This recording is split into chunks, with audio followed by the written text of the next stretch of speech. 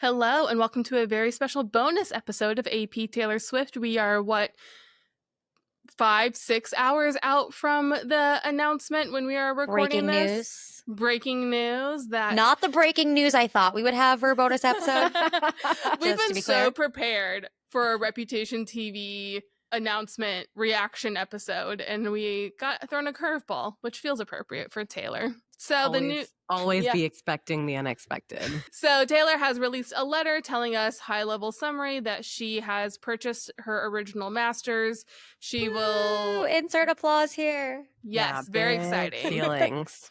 And it's a long letter. So in true AP Taylor Swift fashion, we want to go through this letter, talk about what it means, how it helps us view the context around her other songs. She gave us more information about what it was like to record Reputation and attempt to re-record Reputation. TBD, put a pin in that. And of course, it's still a very lyrical letter, and she's still Taylor. She's writing information, but she's making it interesting. So we're here to chat about that.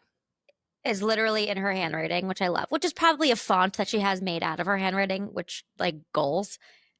But I love that personal touch. That's the "this is me talking to you" touch. It's also on her official stationery, I guess. Yeah, and it's very Great Gatsby-esque. Mm-hmm. The stationery header. Very Art Deco. Yes, very Art And we Deco. just get a hi. Yeah. Well, before we dive into the contents of the letter where we want to spend a lot of our time, do you guys want to take a second for first reactions? I will say that I got a text message from my friend and former colleague Nicole that just said OMG, and I was like, is this Taylor or is this insert workplace here? And I knew it was one of the two, and so I immediately Googled Taylor Swift and saw this news. And I think a holy shit is in order here. Not something that I expected, I guess. I thought, but like how cool that this is, what a redemption. What a Yeah. redemption arc. Truly. I feel like I consider myself very much a fan of the music, less the person, and that's why we try to keep it lyrics and rhetoric, not rumors or whatever. But I was surprised by how emotional it made me for this. It does feel like somehow it's a victory for everyone. Yeah. First of all, because I'm like, yes, I can listen to the originals guilt-free again. But it has been kind of a journey. And I don't know, as an external admirer, you feel just really, really proud. Yeah. Yeah, it was definitely exciting. I would be lying if I said there wasn't a drop of disappointment about Rep TV and debut TV. I think my first thought was like, that's great for her. Kind of one of those, oh, I hope fans aren't like aggressively mean towards her about this because we all were really expecting it. But as I thought about it, just like a couple, like those are my first three thoughts, honestly. I think part of it is, I mean, as an OG Swiftie, the idea of getting to relive debut with her mature voice, we might get it. We'll get it. I think we'll get it. Maybe eventually. It doesn't seem like a top priority for her, which is totally She said that fair. one at least is re-recorded. It's done, and she said yeah. she is happy with the way it sounds. So yeah, and it was all about like if your fans would be excited. So who knows? But there was definitely it's less about the timeline and more about, I think, for me and probably for a lot of other people, even outside of the two that weren't released, revisiting those albums was both nostalgic but also sort of a chance to revisit what we were like when they first came out, and seeing the way that the albums have matured and the way that like Taylor recreated them in her own way as an adult. I also saw some of those journeys. It was kind of fun to go back to songs like You Belong With Me and be like, oh man, that was so high school of me, and then hearing it now and being able to like reminisce in a way that's fond and not like the pain of high school heartbreak when it feels so real in that moment, and now just being like, oh, those were good times, those were interesting times. So maybe we'll get it again someday, but with debut. But I was really looking forward to that. yeah, I feel like she's such a joker. She's like, oh, I'll release them if you want them. Like, understatement of the last 2 years. Let's go through the letter, because we'll get to that. I mean, we don't need to read it line by line, do we? I'm just going to read the first two sentences and be Okay. like, of course, this is how Taylor would say this.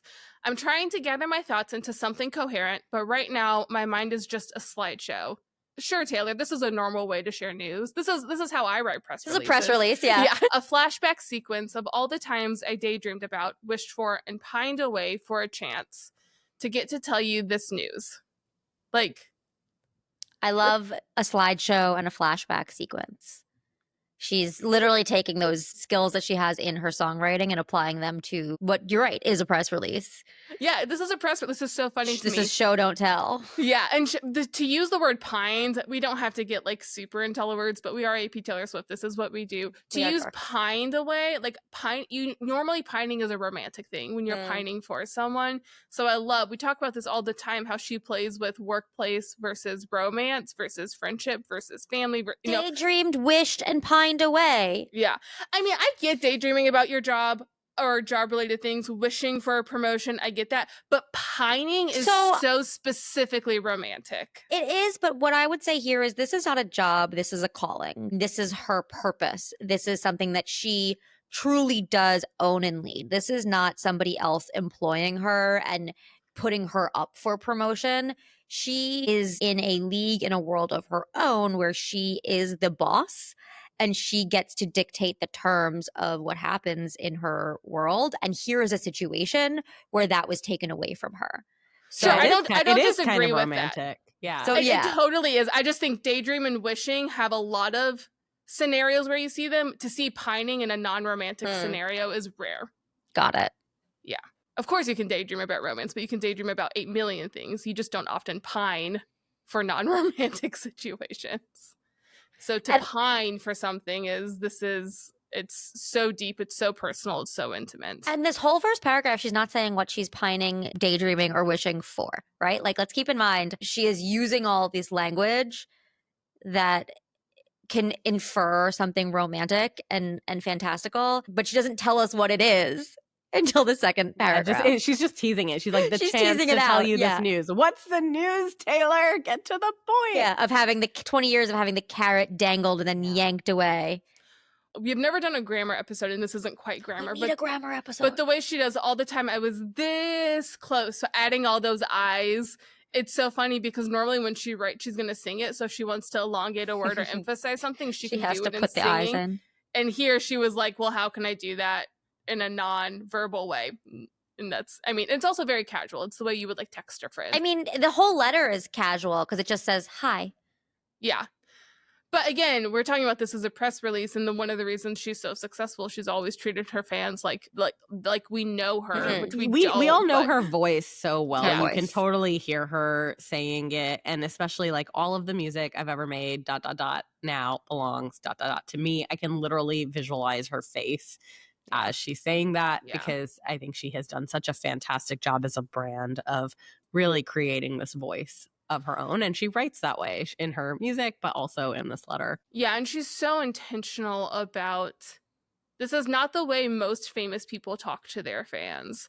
Statements tend to be very polished, very put together, probably written by a PR agency or person. And the reason her brand sticks out is she circumvents that. She very rarely makes those polished statements. She makes statements like she's talking to a friend, which is why we all feel like we know her, even though we know we don't really know her. Right. But that the reason that parasocial relationship is so strong is she cultivates it in the way she talks to the public, because it feels like she's writing me a note, but I know she's not. Like, truly, I know not everyone out there is marketers, and we are. Go read it. Just Google a press release. That is any standard press release. The language is so similar. They're so standard. To do an announcement in this way does break out of the mold. It does do a pattern disrupt, if you will, in the marketing world. I'm literally thinking about what today Taylor Swift announces the acquisition of her masters after 6 years of fighting for it would be boring and dull. Yep. How many have I written? Oh, yeah, so many. So she teases us, daydreaming, pining, and then she finally tells us in a very Taylor Swift way with lots of ellipses, all of the music I've ever made now belongs to me. And then we get some great, this is kind of the bridge. It feels like a bridge. And all my music videos, all of the concert films, the album art and photography, the unreleased songs, the memories, the magic, the madness, every single era, my entire life's work. Some solid anaphora. Repetition of the same word at the beginning of a phrase. But the starts with very literal album art and photography, and we end with the magic and the madness. Heaven, sin. So, Yeah, and exactly. also a nice little callback to 1989. To write a poetic press release, I'll never get over it. That's so funny to me. We should all be so lucky that we get to have the artistic license to do a poetic press release. But then she continues to say, "This is my greatest dream come true," is actually being pretty reserved about it. So again, we go back to this idea that in a lot of her early music, in Debut, in Speak Now, she's daydreaming and fantasizing about a relationship. Speak Now, we've talked about the fairy tale elements. Fearless as well, the fairy tale elements of those albums, how a lot of it is about daydreaming about falling in love. And here she's saying, this is my greatest, to say this is my greatest daydream come true is actually being reserved. To me, this was the part of the letter that I think she really packs in that emotional punch. I think really making it personal about what it means to her. Yes, it's a press release. Yes, it's an announcement. But at the same time, she's letting us in to a very personal moment for her and just kind of sharing very openly what it means. And I think the fact that the way it continues past that into the I know, it's very colloquial in the way it's written. We talked about the voice, but it feels like you're getting a true glimpse into a confession, a really deep part of her, maybe a more vulnerable side. And it's just, to me, I think this was the part that made me emotional, but then she packs in the humor in the next paragraph. And so I just think about like great speech writing or great elements of great writing in general. And you have all these elements. You've got like the suspense at the beginning, the bridge, as Jody called it, a little bit of the emotion, and then like, okay, on a lighter note, all of you trolls who have been waiting for a reputation. But even before that, she gets humorous and she says, like, my first tattoo might just be a huge shamrock in the middle of my forehead. Yeah, that's Like, true. she's Exactly. It such has a- just a little bit she's- of Well, and even going back a little bit, the narrative around Taylor has always been like she's so obsessed with boys and obsessed with love, which is not true. But I love that for her current or past relationships, anytime she makes an announcement or is in a relationship, everyone's like, is she engaged? Are they engaged? Is this, like wanting to know the steps? And to take so much of this as we're reading through it is language you would use often Right. around an announcement like Correct. that, to say, this is my greatest dream. I've been pining for it. This is everything I've ever really wanted.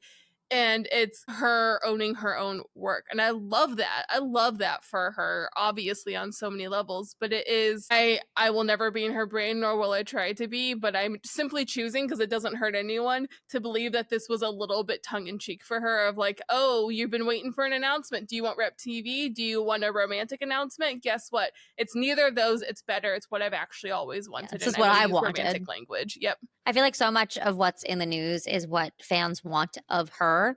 Mm-hmm. And this is what she wanted. Which is oddly, we've talked about the persona building and how people feel that they know the real her, but there's always like some, like, we have to remember it is at the end of the day an act. And it does feel like here she's revealing to us a moment, a true self. And maybe that's why, like, I think it was really unexpected. I think even though we've known that this is happening, I will admit I wanted to talk about first reactions because that is not what I was expecting on my Friday morning at all. And I think through all of the speculation and all of the trolling online and the many complicated equations of what we were going to get, I don't think I even processed that it was a possibility that this crazy tour she was doing, the becoming a billionaire, all of the work that she was really putting in, it didn't cross my mind that there could be a possibility where she would just buy it all back.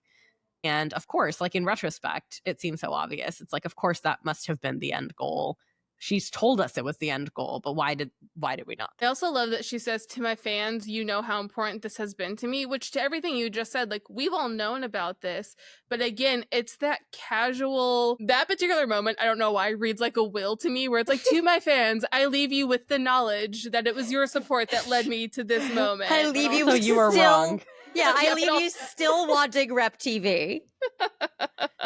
But yeah, then she gives the shout out to the Shamrock Capital.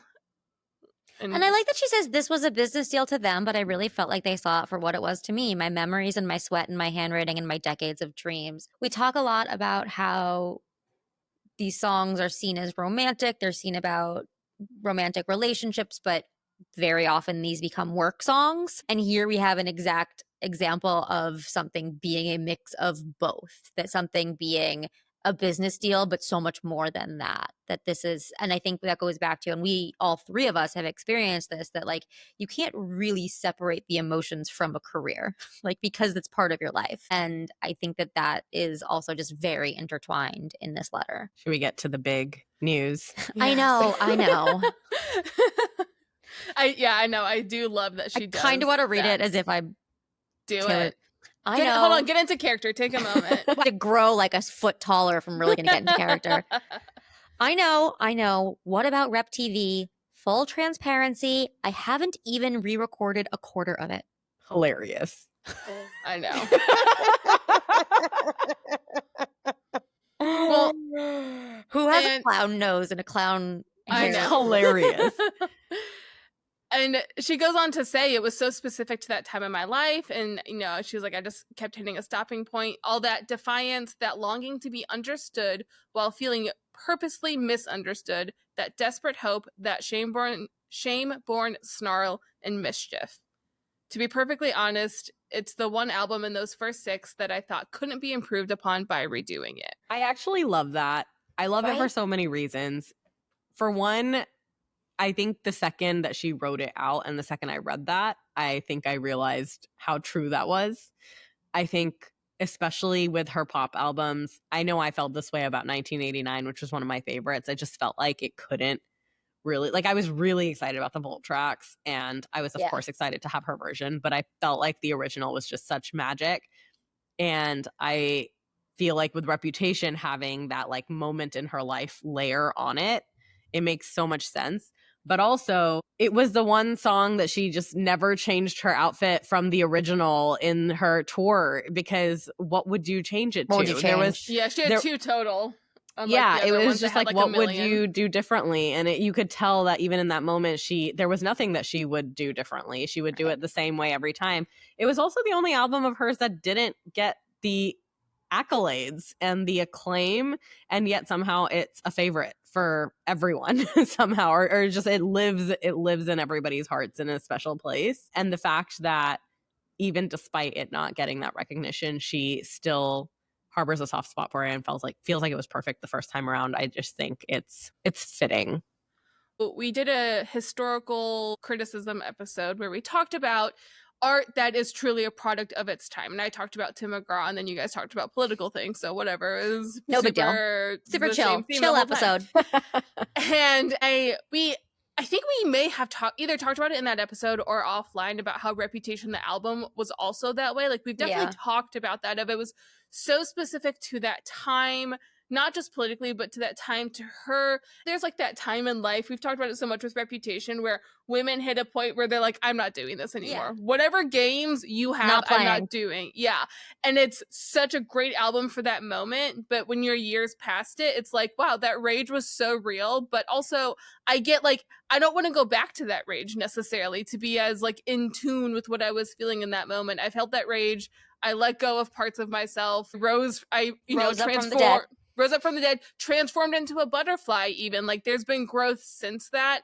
And I totally get like there was some things you don't want to revisit in your life, and that's fair. I wonder also how much of that is because in hindsight, I see how much of Reputation is about this fight of not being able to own her masters. So that was the 6th album in the contract that she owed to Big Machine Records, and she was trying to negotiate at that point to buy back her masters. And they said, well, you can if you record another 6 albums, and for each album that you record, you'll earn one of those old ones back. So she knew as she was recording Reputation that this was going to be the end of her time with Big Machine, and that she likely wasn't going to get her masters back, or that it was going to be a fight. They weren't just going to give them to her.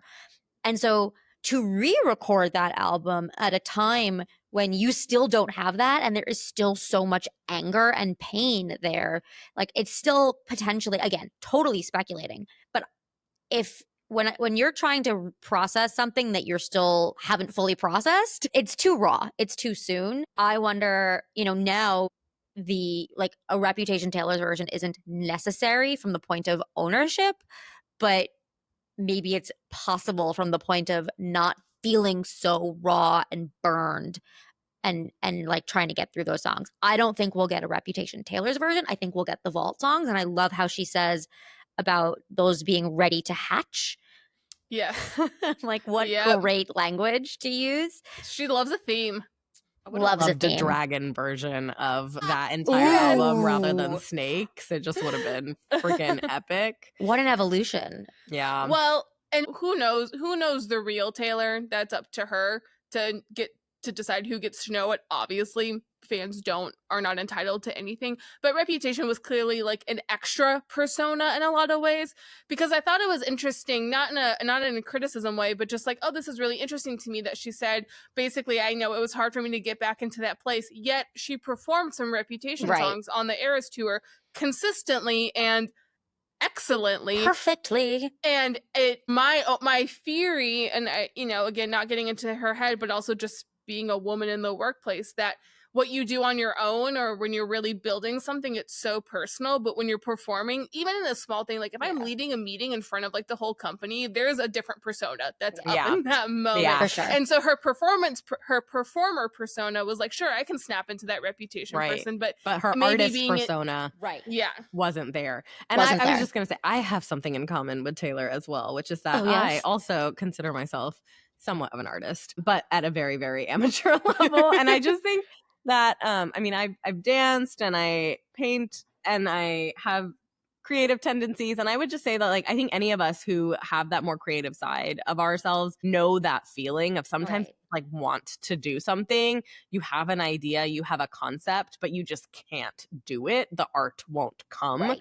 Writers call it writer's block. Artists sometimes are like, I just can't get it right. You're going through a rut. There's a lot of ways to say it, but I do think that first and foremost, at the end of the day, I mean, fantastic businesswoman, great marketer, excellent performer, but she is at her core an artist. Creative, And sometimes, despite whatever the world is waiting for, the art won't come. You need to be in flow. Yeah, and you just can't do it. And so whatever her reasoning may be, I think she's tried to articulate it here to some degree. But to me, it was just like, after all the trolling and the clowning and everything, to see these words written, I was just like, of course, it makes sense. I Makes get it. perfect sense. I understand. So the summary of that, though, is that vault tracks and debut Taylor's version all may come. She says it wouldn't be from a place of sadness and longing for work I wish I could have. It will just be a celebration now. The funniest thing that she has done in here is repeating multiple times of like, if the fans want it, if like you guys would think it's fun. And I'm like, are you kidding me? Yeah, like truly. She knows what she's doing. She knows what she's doing. She's being sarcastic. The wink that she is winking as she's writing that. She's like, I mean, if y'all want If you want it. I'm not online not very like it much. was the most anticipated album for the last 2 years. I don't in know. a row. I'm online, so I don't know what y'all are saying about it. I was just thinking, I was reading that about the Grammys when she announced, it was the Grammys, right? When she announced TTPD. Yes. How everyone was like dead convinced it was Rep TV. And since then, of course, she announced it, launched a double album. We're, a year and a half past that announcement. And it's just so funny that she's like, if you want it. And I'm like, every time you have shown up in public, people have been asking for this. And again, we're not entitled, but it's just that, like, if you want it is like, oh. Just, incredible. If this interests you. Yeah, if I could go back and edit my Substack where I talk about how Taylor Swift is hilarious, this would be the headliner. And then the final paragraph, she talks about the impact that this has had, because I think it's really important to know that like this, she has a platform, and Taylor Swift saying, I need to and want to own my masters and own my work, sets a precedent for lots of other people to have this conversation. And so she says, I'm extremely heartened by the conversations this saga has reignited within my industry among artists and fans. And so she really started a conversation that fans weren't aware of, and maybe artists didn't feel like they could have that conversation, that they want to own their masters. And so I think that's a really important part of all of this, that it's not just about her work, it's about the industry overall. And the way she ends it too ties into that of, thanks to you and your goodwill, teamwork, and encouragement, the best things that have ever been mine finally actually are. And it's so funny to me because we talked about mine in our Marxist theory episode, which talks about class and ownership. the economy, economics, ownership, and we talked about this idea of owning what you produce, not being separated from the things you create and all of that, and this just idea of how an economy should run. And so it just felt so like, I felt like we should feel validated that we talked about mine in an episode about ownership and the economy, and she is clearly calling that out here. Yeah.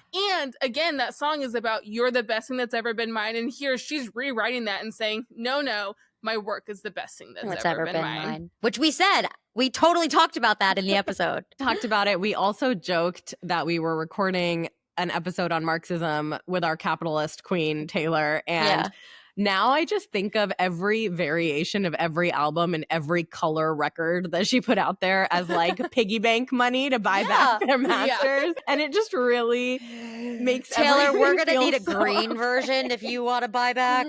Debut. We were joking earlier about what her team probably communicated. Be like, we're still $500 million short. She's like, release the lavender version. We're going to Indianapolis. Add the TTPD portion of the tour. Yeah, right. Well, yeah, because we were joking about that because I saw someone posted on Instagram, like, who knew that the Heiress Tour was just a bake sale to be able to buy back. No, those cardigans. Those cardigans. Every cardigan was a record that she got back. Oh my God. Incredible. Oh my God. But I think, good for her. Yeah. Super good for her. Good for her.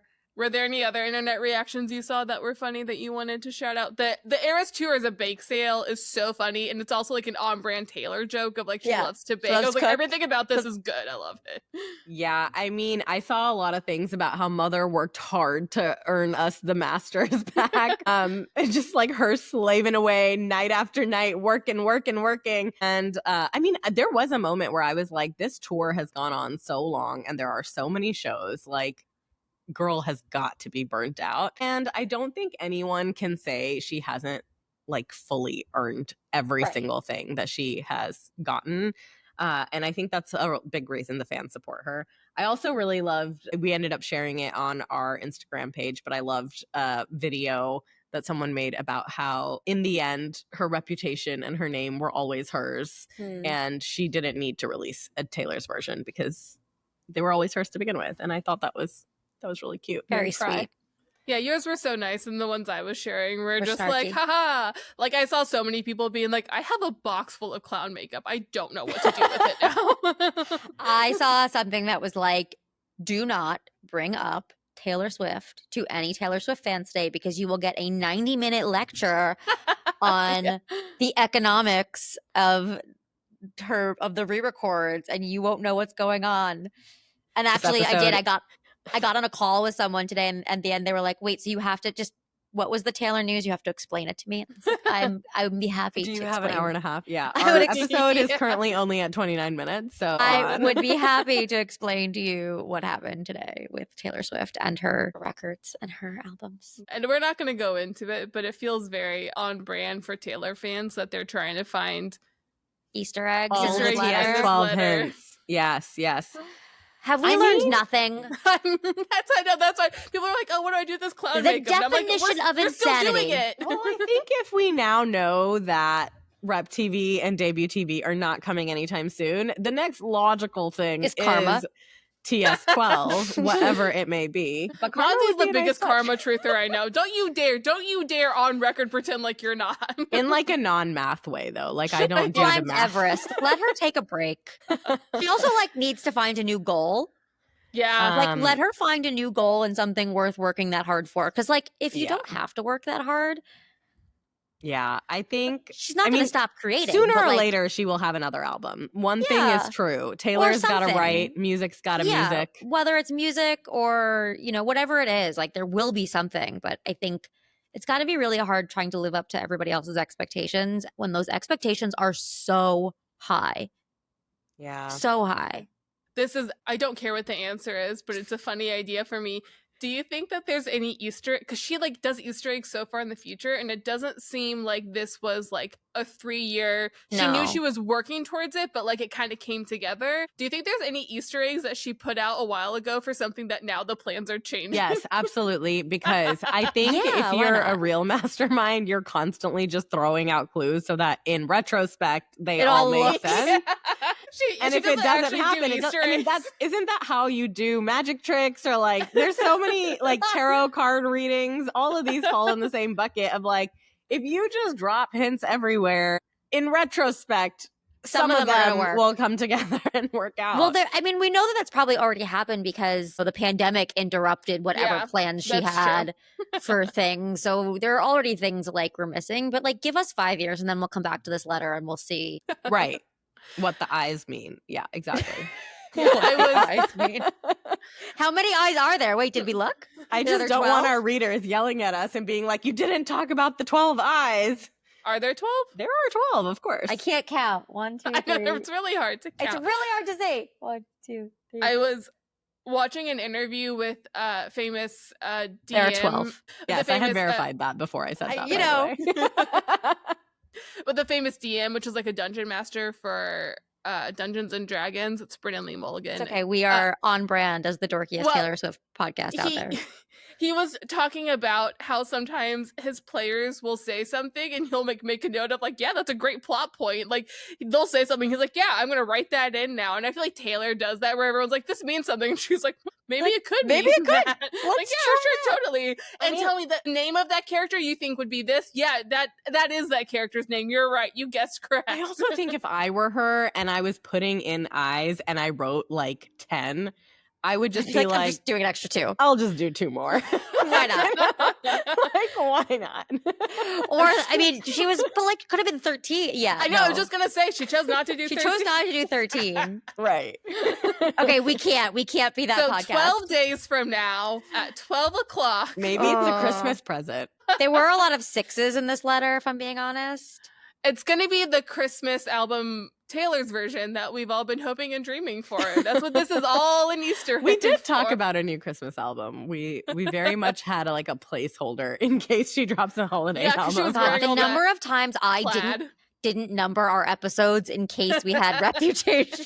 Hilarious. There is at least one more episode that's going to air later where I'm like, we might get an announcement tomorrow Yeah, that's fine. We're not editing that We're out. not for editing Taylor. That's anything. for hilarious. posterity.